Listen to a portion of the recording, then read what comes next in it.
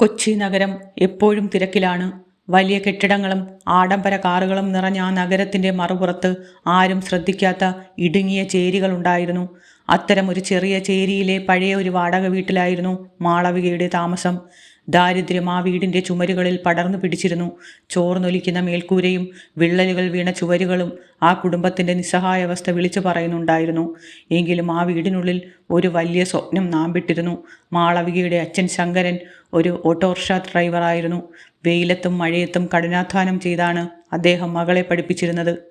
കൊച്ചിയിലെ ചൂടുള്ള ഉച്ചസമയത്തും വിശപ്പറിയാതെ അദ്ദേഹം ഓട്ടോറിക്ഷ ഓടിച്ചിരുന്നത് മകളുടെ ഭാവി ഓർത്ത് മാത്രമായിരുന്നു.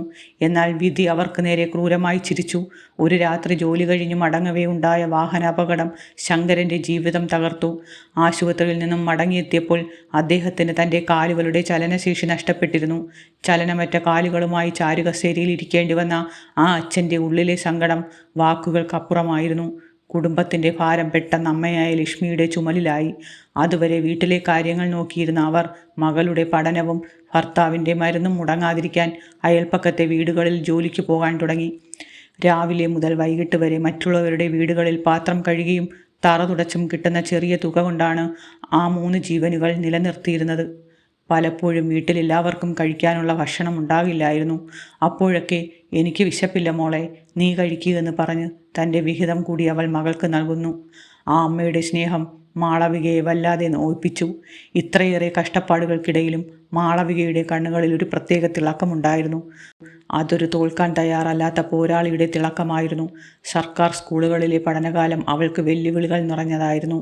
സഹപാഠികൾ പുതിയ പുസ്തകങ്ങളും മനോഹരമായ ബാഗുകളുമായി വരുമ്പോൾ മാളവികയുടെ കയ്യിൽ കീറിപ്പറിഞ്ഞ പഴയ പുസ്തകങ്ങൾ മാത്രമായിരുന്നു ഉണ്ടായിരുന്നത്. പലപ്പോഴും മറ്റുള്ളവർ പഠിച്ചു കഴിഞ്ഞ പുസ്തകങ്ങൾ കടം വാങ്ങിയാണ് അവൾ സ്കൂളിൽ പോയിരുന്നത്. സ്കൂൾ ഫീസ് അടയ്ക്കാൻ വൈകുമ്പോൾ ക്ലാസ്സിന് പുറത്തു നിൽക്കേണ്ടി വന്ന നിമിഷങ്ങളിൽ അവൾ തളർന്നില്ല. പകരം കൂടുതൽ വാശിയോടെ പഠിച്ചു. രാത്രികാലങ്ങളിൽ ആ വീട്ടിൽ വൈദ്യുതി ഉണ്ടാകില്ലായിരുന്നു. മണ്ണെണ്ണ വിളക്കിൻ്റെ വെളിച്ചത്തിൽ കണ്ണുകൾ വേദനിക്കുമ്പോഴും അവൾ വായന തുടർന്നു. ചിലപ്പോൾ വിളക്കിലെ എണ്ണ തീരുമ്പോൾ തെരുവ് വിളക്കിൻ്റെ ചുവട്ടിലിരുന്ന് അവൾ പാഠങ്ങൾ മനഃപ്പാഠമാക്കി. ചുറ്റുമുള്ള പരിഹാസങ്ങളോ ദാരിദ്ര്യമോ അവളുടെ ലക്ഷ്യത്തെ ബാധിച്ചില്ല. ഓരോ പരീക്ഷയിലും അവൾ ഒന്നാമതായി എത്തി. അധ്യാപകർക്ക് അവൾ ഒരു അത്ഭുതമായിരുന്നു. കഷ്ടപ്പാടിൻ്റെ കനലിൽ വെന്തുരുകുമ്പോഴും സ്വർണം പോലെ തിളങ്ങുന്ന പെൺകുട്ടി. തൻ്റെ അച്ഛൻ്റെ നിസ്സഹായാവസ്ഥയും അമ്മയുടെ തഴമ്പിച്ച കൈകളും കാണുമ്പോൾ അവൾ വിതുമ്പുമായിരുന്നു. ഒരു ദിവസം രാത്രി വേദന സഹിക്കവയ്യാതെ അമ്മ കരയുന്നത് കണ്ട മാളവിക അവരുടെ അരികിൽ ചെന്നിരുന്നു. നമുക്കെന്നെങ്കിലും ഈ അവസ്ഥ മാറുമോ മോളെ? ലക്ഷ്മി ചോദിച്ചപ്പോൾ അമ്മയുടെ കൈകൾ മുറുകെ പിടിച്ചുകൊണ്ട് മാളവിക പറഞ്ഞു, മാറും അമ്മേ, ഞാൻ മാറ്റും. നമുക്ക് സമാധാനമായി ഉറങ്ങാൻ കഴിയുന്നൊരു കാലം വരും. ഞാൻ അതിനായി എത്ര വേണമെങ്കിലും കഷ്ടപ്പെടും. ആ വാക്കുകളിൽ വെറും വാഗ്ദാനമായിരുന്നില്ല, മറിച്ച് അവളുടെ ജീവിത ലക്ഷ്യം തന്നെയായിരുന്നു അടങ്ങിയിരുന്നത്. ബിരുദ പഠനകാലത്തും അവൾ വിശ്രമിച്ചില്ല. പഠനത്തോടൊപ്പം തന്നെ ചെറിയ കുട്ടികൾക്ക് ട്യൂഷൻ എടുത്തും മറ്റും അവൾ തൻ്റെ പഠന ചിലവ് കണ്ടെത്തി. വൈകുന്നേരങ്ങളിൽ ലൈബ്രറികളിൽ പോയി മണിക്കൂറുകളോളം പുസ്തകങ്ങൾ വായിച്ചു. ബിരുദ പരീക്ഷയിൽ ഉന്നത വിജയം കരസ്ഥമാക്കിയപ്പോൾ അവൾക്ക് ലഭിച്ച സർട്ടിഫിക്കറ്റ് കേവലം ഒരു കടലാസല്ലായിരുന്നു. അത് വർഷങ്ങളോളം അവൾ അനുഭവിച്ച വിശപ്പിൻ്റെയും ഉറക്കമില്ലാത്ത രാത്രികളുടെയും വിജയമായിരുന്നു. ദാരിദ്ര്യത്തിൻ്റെ ഇരുളടഞ്ഞ ഇടനാഴികളിൽ നിന്നും വിജയത്തിൻ്റെ വെളിച്ചത്തിലേക്ക് നടക്കാൻ അവൾ സ്വയം പാകപ്പെട്ടു കഴിഞ്ഞു. ബിരുദധാരിയായ ആ പെൺകുട്ടിയുടെ മുന്നിൽ ഇനി വലിയൊരു ലോകമുണ്ട്. തനിക്കും തൻ്റെ കുടുംബത്തിനും ഒരു നല്ല നാളെ കെട്ടിപ്പടുക്കാനുള്ള യാത്ര അവൾ അവിടെ തുടങ്ങുകയായിരുന്നു. ആത്മവിശ്വാസം എന്ന വലിയ സമ്പാദ്യം മാത്രമായിരുന്നു അവളുടെ കൈമുതൽ. പഠനകാലത്തെ കഠിനാധ്വാനത്തിന് ഫലമായി മികച്ച മാർക്കോടെ ബിരുദം കരസ്ഥമാക്കിയപ്പോൾ മാളവിക കരുതിയത് തൻ്റെ കഷ്ടപ്പാടുകൾക്ക് അറുതിയാകുമെന്നാണ്. കയ്യിലുള്ള മാർക്ക് ലിസ്റ്റ് ഒരു വലിയ വാതിലിലേക്കുള്ള താക്കോലാണെന്ന് അവൾ വിശ്വസിച്ചു. ഓരോ ദിവസവും പുലരുമ്പോൾ ഇന്നെനിക്ക് നല്ലൊരു വാർത്ത ലഭിക്കുമെന്ന പ്രതീക്ഷയോടെയാണ് അവൾ കണ്ണു തുറന്നത്. പഴയ പത്രങ്ങളിലെ തൊഴിൽ വാർത്തകൾ നോക്കി അവൾ വിലാസങ്ങൾ കുറിച്ചെടുത്തു. നഗരത്തിലെ വലിയ കെട്ടിടങ്ങളിലേക്ക് അവൾ തൻ്റെ സ്വപ്നങ്ങളുമായി നടന്നു നീങ്ങി. എന്നാൽ പുറം ലോകം അവൾ കരുതിയതിനേക്കാൾ വലിയ ക്രൂരമായിരുന്നു. നഗരത്തിലെ തിളങ്ങുന്ന ചില്ലുവാതിലുകൾക്ക് പിന്നിൽ മാനുഷിക പരിഗണനയേക്കാൾ കൂടുതൽ ബാഹ്യരൂപത്തിനായിരുന്നു പ്രാധാന്യം. മാളവികയുടെ പക്കൽ അറിവുണ്ടായിരുന്നു. പക്ഷേ അത് അവതരിപ്പിക്കാൻ പാകത്തിലുള്ള വില കൂടിയ വസ്ത്രങ്ങളോ ആധുനികമായ രീതികളോ അവൾക്കറിയില്ലായിരുന്നു. വീട്ടിലെ ദാരിദ്ര്യം കാരണം പലതവണ കഴുകി നിറം മങ്ങിയ ഒരു സാധാരണ ചുരിദാറായിരുന്നു അവളുടെ ആകെയുള്ള വേഷം. ചെരുപ്പുകൾ തേഞ്ഞു തീർന്നിരുന്നു. ഈ വേഷത്തിൽ വലിയ ഓഫീസുകളുടെ റിസപ്ഷനിൽ നിൽക്കുമ്പോൾ അവിടുത്തെ ജീവനക്കാർ അവളെ നോക്കിയത് പുച്ഛത്തോടെയായിരുന്നു. വലിയ കമ്പനിയിലെ ഇൻ്റർവ്യൂവിനിടെയുണ്ടായ അനുഭവം അവളുടെ മനസ്സിനെ വല്ലാതെ മുറിപ്പെടുത്തി. അവളുടെ സർട്ടിഫിക്കറ്റുകൾ നോക്കിയ ഉദ്യോഗസ്ഥൻ അത് മേശപ്പുറത്തെറിഞ്ഞുകൊണ്ട് പറഞ്ഞു, "മാർക്ക് മാത്രം പോരാ കുട്ടി, ഞങ്ങളുടെ കമ്പനിക്കൊരു നിലവാരമുണ്ട്. ഈ വേഷത്തിൽ നീ ഇവിടെ ജോലി ചെയ്താൽ ഞങ്ങളുടെ ക്ലയൻറ്റുകൾ എന്ത് കരുതും? ആദ്യം പോയി നല്ല വസ്ത്രം ധരിക്കാൻ പഠിക്ക്." ഇത് കേട്ട് അവിടെ ഉണ്ടായിരുന്നവർ പരിഹാസത്തോടെ ചിരിച്ചു. തൻ്റെ ദാരിദ്ര്യം മറ്റുള്ളവർക്ക് മുന്നിൽ ഒരു തമാശയായി മാറുന്നത് അവൾ വേദനയോടെ കണ്ടുനിന്നു. അറിവിനേക്കാൾ കൂടുതൽ വസ്ത്രത്തിന് വില നൽകുന്ന ആ ലോകത്തോട് അവൾക്ക് ദേഷ്യം തോന്നി. ഓരോ തവണയും നിരസിക്കപ്പെട്ട് ഓഫീസുകളുടെ പടിയിറങ്ങുമ്പോൾ അവളുടെ കാലുകൾ തളർന്നു. ബസ് ചാർജിന് പോലും പണമില്ലാതെ കിലോമീറ്ററുകളോളം അവൾ കൊച്ചിയിലെ പൊള്ളുന്ന വെയിലിലൂടെ നടന്നു. ദാഹിക്കുമ്പോൾ ഒരു കുപ്പി വെള്ളം വാങ്ങാൻ പോലും അവൾ മടിച്ചു. കാരണം ആ പണം കൊണ്ട് വീട്ടിലേക്ക് ഒരു നേരത്തെ ആഹാരം വാങ്ങാമല്ലോ എന്നവൾ ചിന്തിച്ചു. വിശപ്പും ദാഹവും അവഗണിച്ച് വീട്ടിലെത്തുമ്പോൾ ആകാംക്ഷയോടെ കാത്തിരിക്കുന്ന അച്ഛൻ്റെയും അമ്മയുടെയും മുഖം കാണുമ്പോൾ അവളുടെ സങ്കടം ഇരട്ടിയായി. "എന്തായി മോളെ?"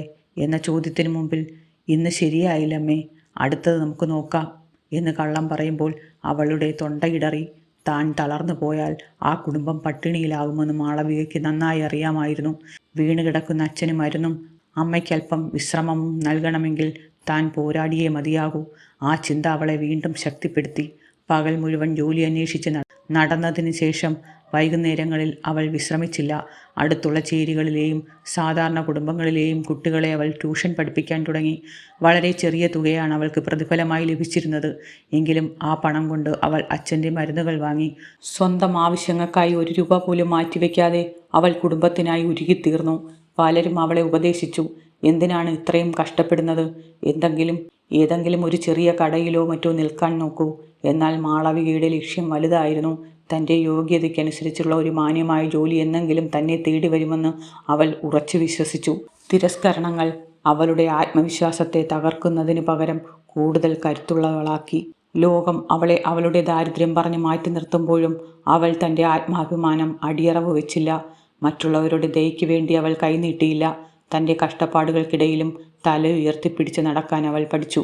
ആരെങ്കിലും തൻ്റെ വസ്ത്രത്തെ പരിഹസിക്കുമ്പോൾ തൻ്റെ ഉള്ളിലെ അറിവിനെ ഓർത്ത് അവൾ പുഞ്ചിരിച്ചു. പുറത്തെ ഇരുട്ടിൽ നിന്ന് തൻ്റെ സ്വപ്നങ്ങളിലേക്ക് ഒരു വഴി തെളിയുമെന്ന പ്രതീക്ഷയോടെ മുറിവേറ്റ മനസ്സുമായി അവൾ വീണ്ടും അടുത്ത ദിവസത്തെ അഭിമുഖത്തിനായി തയ്യാറെടുത്തു. ആ കൈപ്പേറിയ നാളുകൾ അവളെ ജീവിതത്തിൻ്റെ ഏറ്റവും വലിയ പാഠങ്ങൾ പഠിപ്പിക്കുകയായിരുന്നു. നിരാശയുടെയും പട്ടിണിയുടെയും നടുവിൽ നിൽക്കുമ്പോഴാണ് മാളവികയുടെ ജീവിതത്തിലേക്ക് ആ സുപ്രധാന വാർത്ത എത്തിയത്. ഒരു ഞായറാഴ്ച രാവിലെ പകുതി കീറിയ പത്രത്താളുകൾക്കിടയിൽ നിന്നാണ് അവൾ ആ പരസ്യം കണ്ടത്. സൂര്യ ഗ്രൂപ്പ് ഓഫ് ഇൻഡസ്ട്രീസ്, കൊച്ചിയിലെ ആകാശത്തോളം ഉയരമുള്ള ആസ്ഥാന മന്ദിരമുള്ള കമ്പനി. നഗരത്തിലെ ഓരോ ഉദ്യോഗാർത്ഥിയും അവിടെ ഒരു ജോലി സ്വപ്നം കാണുന്നുണ്ടായിരുന്നു. കമ്പനിയുടെ ഉടമയായ സൂര്യൻ എന്ന യുവാവിനെക്കുറിച്ച് നഗരത്തിൽ പലതരം കഥകൾ പ്രചരിച്ചിരുന്നു. അയാൾ അസാമാന്യ ബുദ്ധിമാനാണെന്നും എന്നാൽ ദയയില്ലാത്ത കർക്കശക്കാരനാണെന്നും ആളുകൾ പറഞ്ഞു. ഒരു തെറ്റ് പോലും ക്ഷമിക്കാത്ത അയാളുടെ മുന്നിൽ ഇൻ്റർവ്യൂവിന് നിൽക്കുക എന്നത് വലിയൊരു വെല്ലുവിളിയായിരുന്നു. മാളവിക ആ പരസ്യത്തിലേക്ക് തന്നെ നോക്കിയിരുന്നു. തൻ്റെ ബിരുദവും മാർക്കും ആ കമ്പനിക്ക് അനുയോജ്യമാണെന്ന് അവൾക്ക് തോന്നി.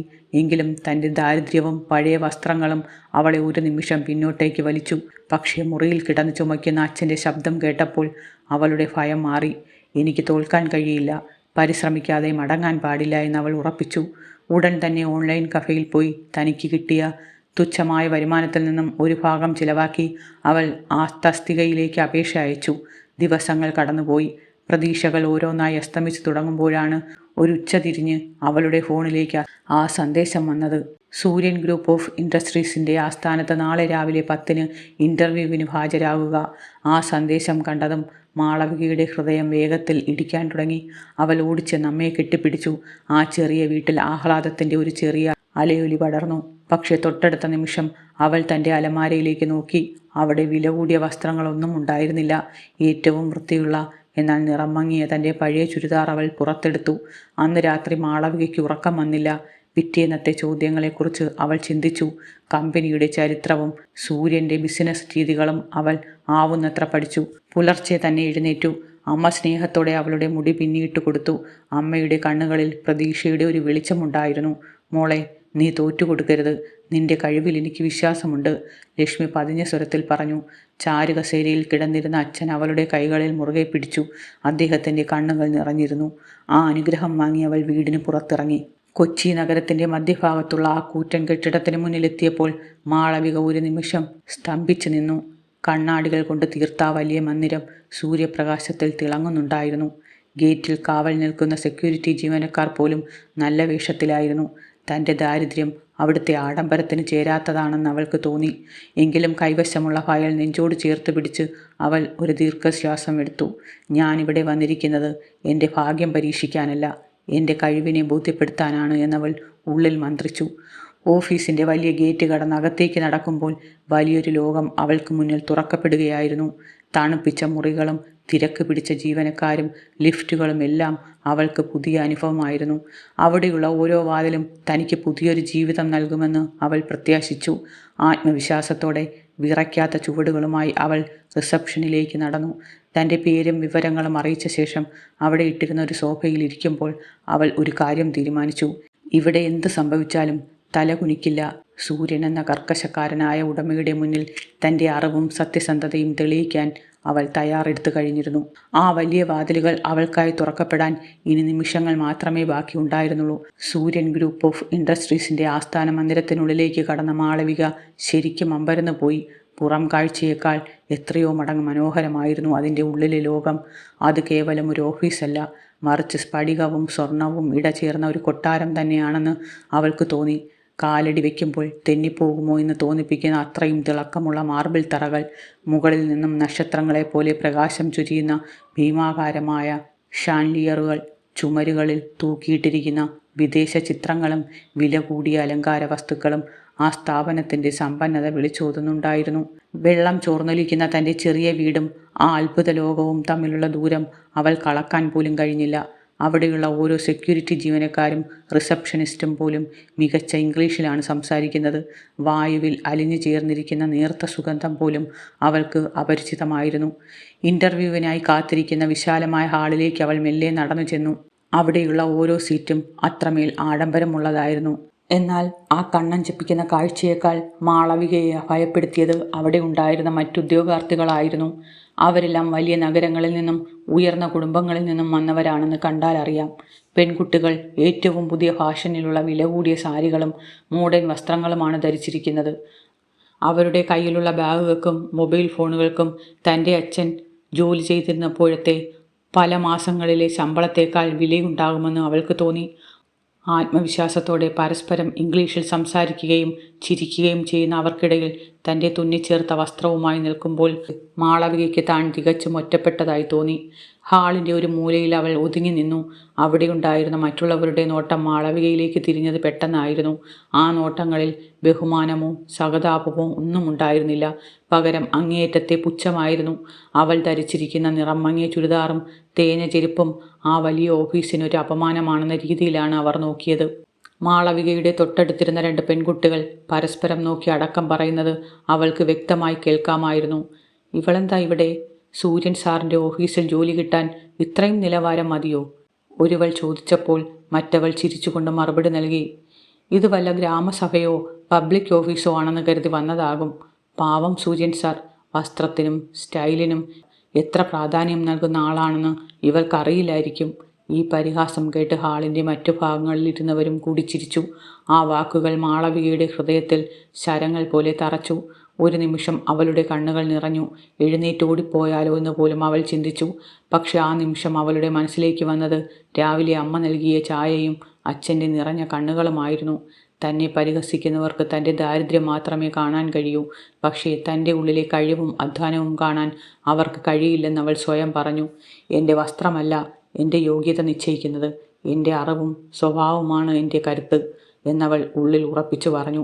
കൈവശമുള്ള ഫയലിൽ അവൾ മുറുകെ പിടിച്ചു. ലോകത്തെ ഏറ്റവും വലിയ പരീക്ഷയ്ക്ക് തയ്യാറെടുക്കുന്ന ഒരു പോരാളിയെപ്പോലെ അവൾ നിവർന്നു നിന്നു. സമയം ഇഴഞ്ഞു നീങ്ങി. ഓരോരുത്തരെയായി അകത്തേക്ക് വിളിച്ചുകൊണ്ടിരുന്നു. ഓരോ ഉദ്യോഗാർത്ഥിയും നിരാശയോടെ പുറത്തേക്ക് വരുന്നത് മാളവിക ശ്രദ്ധിച്ചു. സൂര്യൻ എന്ന ഉടമയുടെ ചോദ്യങ്ങൾക്ക് മുമ്പിൽ പല പ്രമുഖരും പതറിപ്പോയിരിക്കുന്നു. ഒടുവിൽ മാളവികയുടെ പേര് വിളിക്കപ്പെട്ടു. Malavika, please coming. ഹാളിലുണ്ടായിരുന്നവർക്കിടയിൽ വീണ്ടും ഒരു അടക്കം പറച്ചിൽ ഉയർന്നു. പക്ഷെ അതൊന്നും ശ്രദ്ധിക്കാതെ അവൾ എഴുന്നേറ്റു. വസ്ത്രങ്ങൾ ഒതുക്കി മുടിയൊതുക്കി വെച്ച് അവൾ ആ വലിയ തടിവാതിലിന് മുന്നിൽ നിന്നു. അവളുടെ ഹൃദയം ശക്തമായി ഇടിക്കുന്നുണ്ടായിരുന്നു. പക്ഷെ തൻ്റെ ദാരിദ്ര്യത്തേക്കാൾ വലുതാണ് തൻ്റെ കുടുംബത്തിൻ്റെ വിശപ്പെന്ന് അവൾക്കറിയാമായിരുന്നു. ഒരു നിമിഷം ദൈവത്തെ സ്മരിച്ച് വാതിലിൽ മെല്ലെ മുട്ടി അവൾ സൂര്യൻ്റെ മുറിയിലേക്ക് പ്രവേശിച്ചു. തൻ്റെ ജീവിതം മാറ്റിമറിക്കാൻ പോകുന്ന ആ കൂടിക്കാഴ്ച അവിടെ തുടങ്ങുകയായിരുന്നു. മാളവിക സൂര്യൻ്റെ മുറിയിലേക്ക് കടക്കുമ്പോൾ അവിടെ തളം കെട്ടി നിന്നത് കനത്ത നിശബ്ദതയായിരുന്നു. ജനാലയിലൂടെ അരിച്ചെത്തുന്ന സൂര്യപ്രകാശം ആ മുറിയിലെ ആഡംബരങ്ങളെ കൂടുതൽ എടുത്തു കാണിച്ചു. വലിയ തേക്കുതടിയിൽ തീർത്ത മേശയ്ക്ക് പിന്നിൽ ആര്യൻ ഇരിപ്പുണ്ടായിരുന്നു. നഗരത്തിലെ ഏറ്റവും കരുത്തനായ ബിസിനസ്സുകാരൻ. അയാളുടെ കണ്ണുകളിൽ ഒരുതരം തണുപ്പും മുഖത്ത് അധികാരത്തിൻ്റെ ഗർവം നിഴലിച്ചു. മാളവികയെ കണ്ടയുടനെ അയാളുടെ നോട്ടം അവളുടെ പഴയ വസ്ത്രങ്ങളിലേക്കും തുന്നിച്ചേർത്ത ചെരുപ്പുകളിലേക്കും നീണ്ടു. ആ നോട്ടത്തിൽ ഒരു പരിഹാസമുണ്ടായിരുന്നുവെങ്കിലും മാളവിക അത് ഗൗനിക്കാതെ വിനയത്തോടെ അഭിവാദ്യം ചെയ്തു. സൂര്യനൊന്ന് മൂളിയിട്ട് അവളുടെ ഫയൽ തുറന്നു. ഇൻ്റർവ്യൂ ആരംഭിച്ചു. ബിസിനസ് ലോകത്തെക്കുറിച്ചും സാമ്പത്തിക ശാസ്ത്രത്തെക്കുറിച്ചുമുള്ള ഏറ്റവും സങ്കീർണമായ ചോദ്യങ്ങളാണ് അയാൾ ചോദിച്ചത്. വലിയ യൂണിവേഴ്സിറ്റികളിൽ നിന്നും പഠിച്ചിറങ്ങിയവർ പോലും പതറിപ്പോകുന്ന ചോദ്യങ്ങൾ. എന്നാൽ മാളവിക ശാന്തയായിരുന്നു. ഓരോ ചോദ്യത്തിനും അവൾ വ്യക്തവും കൃത്യവുമായി മറുപടി നൽകി. പുസ്തകത്തിൽ നിന്നുള്ള അറിവ് മാത്രമല്ല, തൻ്റെ ജീവിതാനുഭവങ്ങളിൽ നിന്നും നേടിയെടുത്ത തിരിച്ചറിവുകളും അവളുടെ ഉത്തരങ്ങളിൽ ഉണ്ടായിരുന്നു. കാര്യങ്ങൾ വിശകലനം ചെയ്യാനുള്ള കഴിവും സൂര്യനെ അമ്പരപ്പിച്ചു. ദാരിദ്ര്യം അവളുടെ ശരീരത്തെ തളർത്തിയിട്ടുണ്ടാകാം, പക്ഷെ അവളുടെ ചിന്തകൾക്ക് മൂർച്ച കൂടിയിട്ടേ ഉള്ളൂ എന്ന് അയാൾക്ക് മനസ്സിലായി. കുറച്ചു നേരം സൂര്യൻ ഒന്നും മിണ്ടാതെ അവളെ നോക്കിയിരുന്നു. അയാളുടെ മനസ്സിൽ എന്തോ ഒന്ന് തെളിയുന്നത് പോലെ തോന്നി. ആ മുറിയിൽ മറ്റു ചില മുതിർന്ന ഉദ്യോഗസ്ഥരുമുണ്ടായിരുന്നു. അവരും മാളവികയുടെ പ്രകടനത്തിൽ മതിപ്പുളവാക്കിയിരിക്കുകയായിരുന്നു. എന്നാൽ സൂര്യൻ്റെ ഉള്ളിലെ അഹങ്കാരം അവിടെയൊന്നും അവസാനിച്ചില്ല. പണം കൊണ്ടെന്തും കീഴടക്കാമെന്ന് വിശ്വസിക്കുന്ന അയാൾക്ക് ഈ പെൺകുട്ടിയുടെ ആത്മവിശ്വാസം ഒരു വെല്ലുവിളിയായി തോന്നി. അവളുടെ ഉള്ളിലെ ആ ഉറപ്പിനെ ഒന്ന് തകർത്ത് കാണാൻ അയാൾ ആഗ്രഹിച്ചു. ഒരു ക്രൂരമായ വിനോദത്തിനെന്ന വണ്ണം അയാൾ തൻ്റെ കസേരയിൽ പിന്നിലേക്ക് ചാഞ്ഞിരുന്നു. നിന്റെ ഉത്തരങ്ങളെല്ലാം എനിക്ക് വളരെ ഇഷ്ടപ്പെട്ടു മാളവിക. പക്ഷേ ഈ ജോലി നിനക്ക് വേണമെങ്കിൽ എൻ്റെ ഒരു പ്രത്യേക നിബന്ധന നീ അംഗീകരിക്കേണ്ടി വരും. അയാളുടെ സ്വരം മാറിയിരുന്നു. മാളവിക ആകാംക്ഷയോടെ അയാളെ നോക്കി. എനിക്ക് ബിസിനസ് ആവശ്യങ്ങൾക്കായി ചിലപ്പോൾ ഒരു ഭാര്യയെ കൂടി ഒപ്പം കൂട്ടേണ്ടി വരാറുണ്ട്. ഒരു രാത്രി നീ എൻ്റെ ഭാര്യയായി അഭിനയിക്കണം. വെറും ഒരു അഭിനയം മാത്രമല്ല, അതിന് പകരമായി ഈ കമ്പനിയിലെ ഉയർന്ന തസ്തികയിലുള്ള ജോലിയും നിന്റെ കുടുംബത്തിന് ജീവിതകാലം മുഴുവൻ ആഡംബരമായി കഴിയാനുള്ള പണവും ഞാൻ നൽകാം. നിന്റെ അച്ഛൻ്റെ ചികിത്സയും അമ്മയുടെ കഷ്ടപ്പാടുകളും ഒരു രാത്രി കൊണ്ട് തീരും. എന്തു പറയുന്നു? എൻ്റെ ആ വാക്കുകൾ ഒരു ഇടിമിന്നൽ പോലെയാണ് മാളവികയുടെ കാതുകളിൽ പതിച്ചത്. അവളുടെ ലോകം ഒരു നിമിഷം നിശ്ചലമായി. ശ്വാസമെടുക്കാൻ പോലും അവൾ പ്രയാസപ്പെട്ടു. ആ മുറിയിലുണ്ടായിരുന്ന ഉദ്യോഗസ്ഥരും ഞെട്ടിപ്പോയി. സൂര്യൻ ഇത്രത്തോളം തരം താഴ്ന്ന ഒരു വാഗ്ദാനം മുന്നോട്ട് വയ്ക്കുമെന്ന് അവർ സ്വപ്നത്തിൽ പോലും കരുതിയില്ല. മുറിയിൽ ശ്വാസം മുട്ടിക്കുന്ന ഒരു നിശബ്ദത പടർന്നു. എല്ലാവരും മാളവികയെ തന്നെ നോക്കി നിന്നു. ദാരിദ്ര്യത്തിൻ്റെ പടുകുഴിയിൽ കിടക്കുന്ന ഒരു പെൺകുട്ടിക്ക് മുന്നിൽ നീട്ടപ്പെട്ട സ്വർണ്ണത്താലമായിരുന്നു അത്.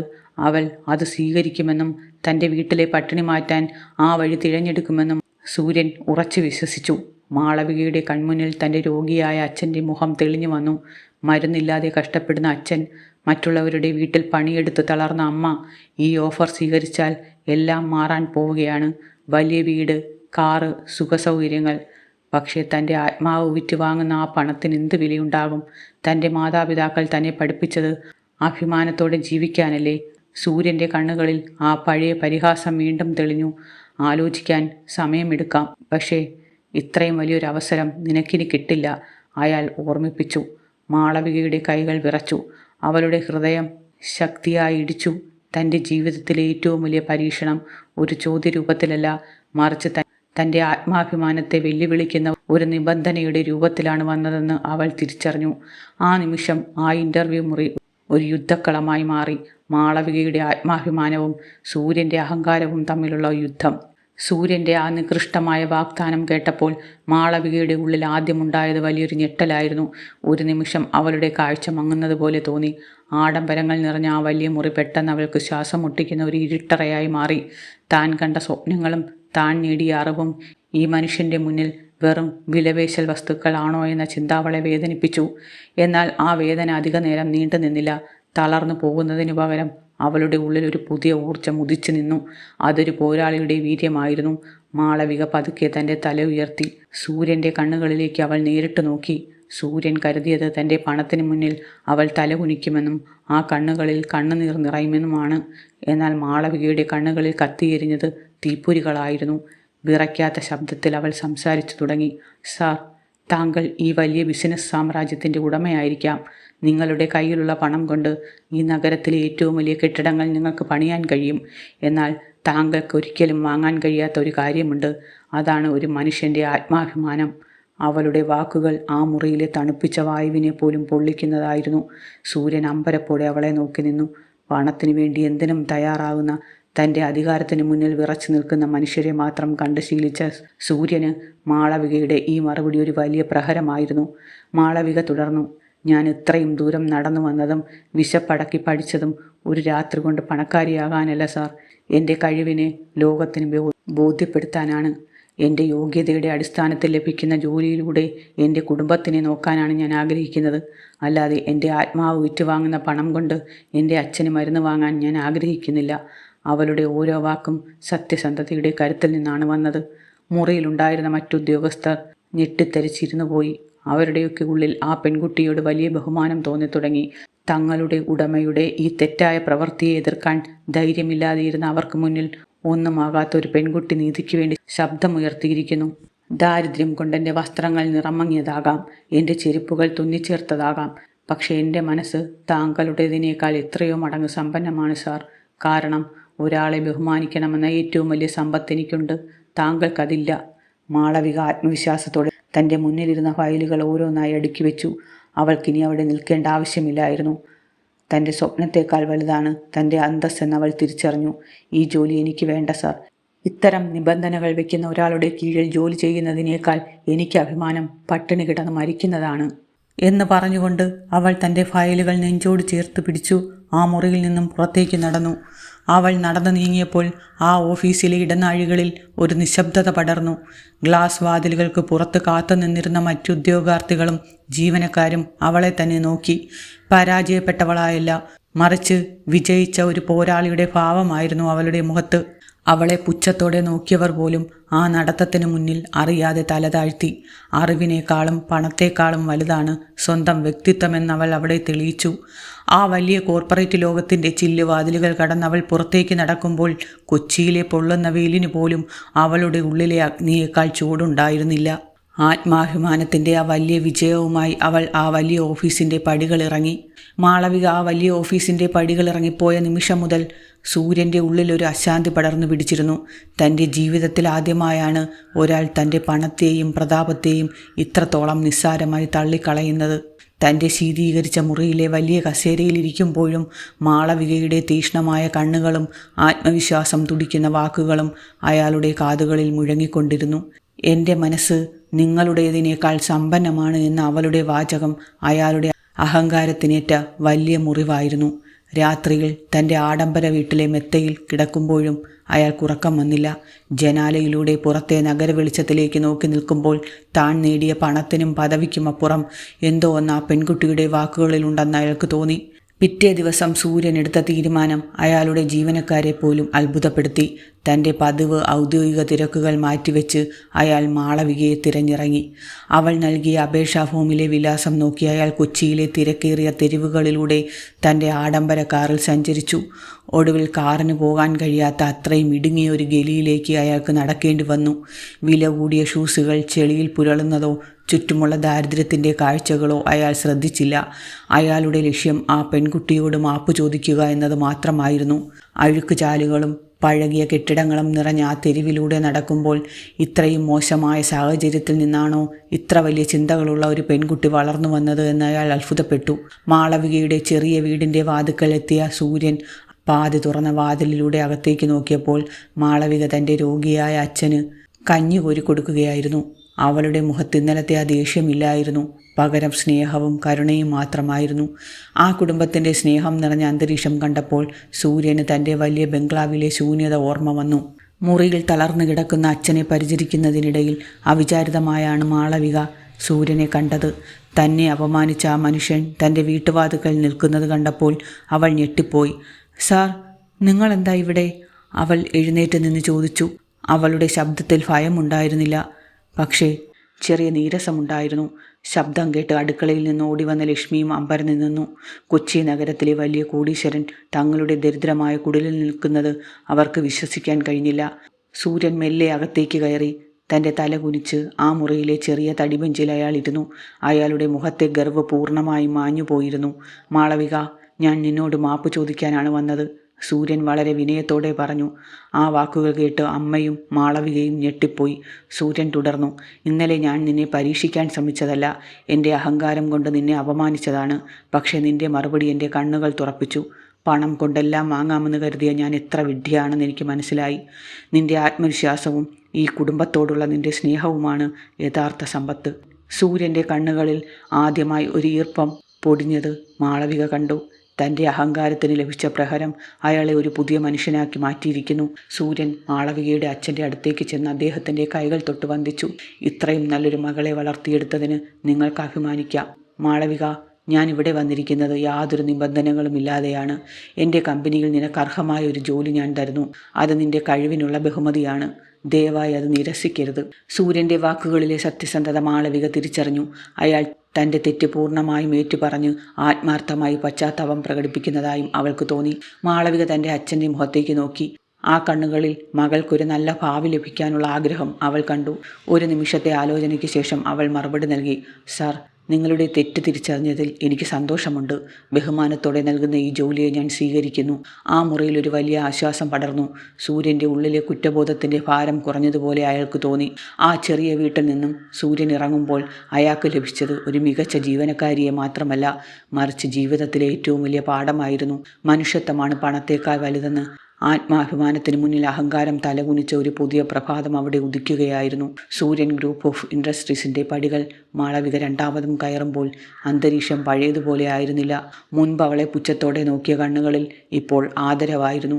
തൻ്റെ കഴിവിൽ പൂർണ്ണ വിശ്വാസമർപ്പിച്ച സൂര്യൻ്റെ കീഴിൽ മാളവിക ജോലി ആരംഭിച്ചു.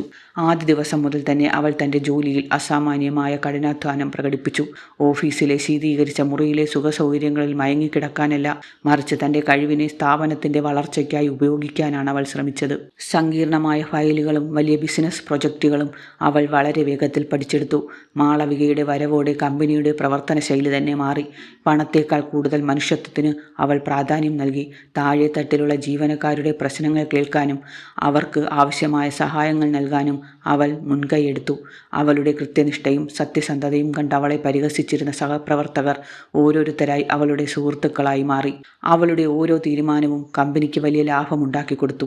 അറിവിനെ വസ്ത്രം കൊണ്ടല്ല അളക്കേണ്ടതെന്ന് ആ ഓഫീസിലെ ഓരോ ജീവനക്കാരും തിരിച്ചറിഞ്ഞ നാളുകളായിരുന്നു അത്. എന്നാൽ ഈ മാറ്റങ്ങൾക്കിടയിൽ ഏറ്റവും വലിയ മാറ്റം സംഭവിച്ചത് സൂര്യനായിരുന്നു. പഴയ അഹങ്കാരിയായ എന്തും പണം കൊണ്ട് നേടാമെന്ന് കരുതിയ മുതലാളിയിൽ നിന്നും അയാൾ ഒരു നല്ല മനുഷ്യനായി മാറിത്തുടങ്ങി. തൻ്റെ ജീവനക്കാരെ കേവലം ശമ്പളം വാങ്ങുന്ന യന്ത്രങ്ങളായല്ല, മറിച്ച് തൻ്റെ കുടുംബാംഗങ്ങളെപ്പോലെയാണ് അയാൾ കാണാൻ തുടങ്ങിയത്. മാളവികയോടുള്ള അയാളുടെ ബഹുമാനം ഓരോ ദിവസം കഴിയും തോറും വർദ്ധിച്ചു വന്നു. അവൾ ജോലി ചെയ്യുന്ന രീതിയും പ്രതിസന്ധികളെ നേരിടുന്ന കരുത്തും അയാളെ അത്ഭുതപ്പെടുത്തി. ആ ബഹുമാനം മെല്ലെ മെല്ലെ ആഴത്തിലുള്ള സ്നേഹമായി പരിണമിച്ചു. പക്ഷേ അത് പഴയതുപോലെ അധികാരത്തിൻ്റെ സ്വരത്തിലായിരുന്നില്ല, മറിച്ച് ഹൃദയത്തിൽ നിന്നുള്ള ആരാധനയായിരുന്നു. മാളവികയുടെ കുടുംബത്തിലും സന്തോഷത്തിൻ്റെ നാളുകൾ തിരിച്ചെത്തി. ജോലിയിൽ നിന്ന് ലഭിച്ച ശമ്പളം കൊണ്ട് അവൾ അച്ഛന് മികച്ച ചികിത്സ ഉറപ്പാക്കി. വർഷങ്ങളായി ചലനമറ്റ് കിടന്ന ആ കാലുകൾക്ക് വീണ്ടും ജീവൻ വെച്ച് തുടങ്ങി. അമ്മയുടെ തഴമ്പിച്ച കൈകൾക്ക് ഇപ്പോൾ വിശ്രമം ലഭിച്ചു. തങ്ങൾ അനുഭവിച്ച കഠിനമായ ഇരുട്ടിന് ശേഷം ഒരു വലിയ പ്രകാശത്തിലേക്ക് തങ്ങളുടെ മകൾ ഞങ്ങളെ നയിച്ചു എന്ന് ആ മാതാപിതാക്കൾ അഭിമാനത്തോടെ ഓർത്തു. ഒരു വൈകുന്നേരം സൂര്യൻ വീണ്ടും മാളവികയുടെ വീട്ടിലെത്തി. ഇത്തവണ അയാൾ മാപ്പ് പറയാൻ വന്നതല്ല, മറിച്ച് തൻ്റെ ജീവിതത്തിലേക്ക് മാളവികയെ ക്ഷണിക്കാനായിരുന്നു. യാതൊരു നിബന്ധനകളുമില്ലാതെ തികഞ്ഞ ബഹുമാനത്തോടെ അയാൾ തൻ്റെ താല്പര്യം അറിയിച്ചു. മാളവികയും ആ സ്നേഹം തിരിച്ചറിഞ്ഞു തുടങ്ങിയിരുന്നു. അവരുടെ വിവാഹം കൊച്ചി നഗരം കണ്ട ഏറ്റവും ലളിതമായ ചടങ്ങായിരുന്നു. ആർഭാടങ്ങളോ ആയിരക്കണക്കിന് അതിഥികളോ ഉണ്ടായിരുന്നില്ല. അടുത്ത ബന്ധുക്കളുടെയും സുഹൃത്തുക്കളുടെയും സാന്നിധ്യത്തിൽ പരസ്പര ബഹുമാനം എന്ന ഉറച്ച അടിത്തറയിൽ അവർ ഒന്നായി. ആ വിവാഹം കേവലം രണ്ട് വ്യക്തികൾ തമ്മിലുള്ള ഒന്നിക്കലായിരുന്നില്ല, മറിച്ച് സത്യസന്ധതയുടെയും സ്നേഹത്തിൻ്റെയും വിജയമായിരുന്നു. പണമോ പ്രതാപമോ ആയിരുന്നില്ല ആ ബന്ധത്തിൻ്റെ കരുത്ത്, മറിച്ച് വിപരീത സാഹചര്യങ്ങളിലും തകർന്നു പോകാത്ത മാളവികയുടെ വ്യക്തിത്വമായിരുന്നു. ദാരിദ്ര്യത്തിൻ്റെ കയ്പും തിരസ്കരണത്തിൻ്റെ വേദനയും അനുഭവിച്ച ഒരു പെൺകുട്ടിക്ക് കാലം കാത്തുവെച്ച നീതിയായിരുന്നു അത്. കഷ്ടപ്പാടുകൾക്കിടയിലും തൻ്റെ മൂല്യങ്ങൾ വിട്ടു നൽകാൻ തയ്യാറാവാത്ത ഏതൊരാൾക്കും ഒരു മാതൃകയായി മാളവിക മാറി. ആത്മാഭിമാനം മുറുകെ പിടിച്ചാൽ ലോകം നിങ്ങൾക്ക് മുന്നിൽ തലകുനിക്കുമെന്ന വലിയ പാഠം കൊച്ചിയിലെ ഓരോ വീഥികളിലും പ്രതിധ്വനിച്ചു. ആര്യനും മാളവികയ്ക്കും അതൊരു പുതിയ തുടക്കമായിരുന്നു. സമ്പത്തിനേക്കാൾ സന്തോഷത്തിന് പ്രാധാന്യമുള്ള, അഹങ്കാരത്തേക്കാൾ സ്നേഹത്തിന് വിലയുള്ള ഒരു പുതിയ പുലരി. ലോകത്തിന് മുന്നിൽ ആ പെൺകുട്ടി ഒരു കാര്യം ഉറപ്പിച്ചു പറഞ്ഞു: യഥാർത്ഥ സൗന്ദര്യം വസ്ത്രത്തിലല്ല, അത് ഓരോ മനുഷ്യൻ്റെയും ആത്മാഭിമാനത്തിലാണ്. സൂര്യൻ്റെയും മാളവികയുടെയും ഈ കഥ നിങ്ങൾക്ക് ഇഷ്ടപ്പെട്ടുവെങ്കിൽ ഇതുപോലെയുള്ള ഹൃദയസ്പർശിയായ വീഡിയോകൾക്കായി ഈ ചാനൽ സബ്സ്ക്രൈബ് ചെയ്യുക. നിങ്ങളുടെ അഭിപ്രായങ്ങൾ കമൻ്റായി രേഖപ്പെടുത്തുക.